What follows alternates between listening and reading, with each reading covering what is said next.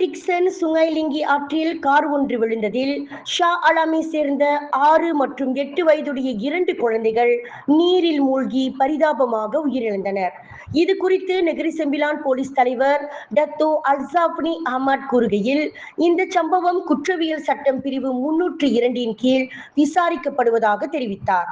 மேலும் இந்த சம்பவம் தொடர்பாக அந்த 2 குழந்தைகளுடைய தந்தை என கருதப்படும் ஒரு ஆடவரும் 41 வயது பெண்ணும் அவர்களது வாக்குமூலத்தில் உள்ள முரண்பாடுகள் காரணமாக கைது செய்யப்பட்டுள்ளனர். இதனிடையே கைது செய்யப்பட்ட ஆடவருக்கு 16 குற்றப்பதிவுகள் உள்ளது தெரிய வந்துள்ளது.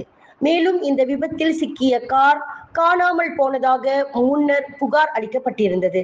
இருப்பினும் 2 சந்தேக நபர்களும் போதைப்பொருள் பரிசோதனை, போதைப்பொருள் பயன்படுத்தப்படவில்லை என்பது உறுதிப்படுத்தப்பட்டுள்ளது.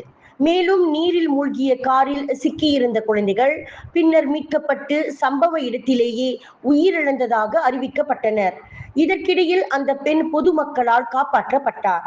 இந்த விபத்து குறித்து ஏதேனும் தகவல் தெரிந்தால் விசாரணை அதிகாரிகளை தொடர்பு கொள்ளுமாறு காவல்துறை கேட்டுக்கொண்டுள்ளது. விண்வெளியில் மேலும் செய்திகளை தெரிந்து கொள்ள கீழே இருக்கும் பெல் பட்டனை அழுத்துங்கள்.